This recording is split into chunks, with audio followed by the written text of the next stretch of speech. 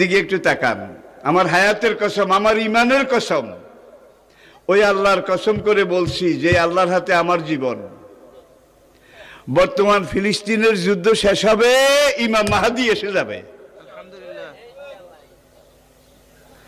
ইমাম মাহাদি আসার 9 বছর পরে, ইমাম মাহাদি আসার 9 বছর পরে ঈসা আলাইহিস সালাম আসবেন। আর ইমাম মাহাদি আসার পরে 9 বছর, এটার মধ্যে দাজ্জাল তার আবির্ভাব ঘটবে। এমন সময় আমি আপনাদের সাথে কথা বলছি, হাদিসের ভাষ্য অনুযায়ী মনে করেন দাজ্জাল আপনার বাড়ির দরজায় এসে দাঁড়িয়েছে। এমন সময় আমি আপনাদের সামনে কথাগুলো বলছি, যেই সময় মনে করেন ইমাম মাহাদি আপনার ঘরের সামনে এসে দুয়ারের কড়া নাড়তেছে। কি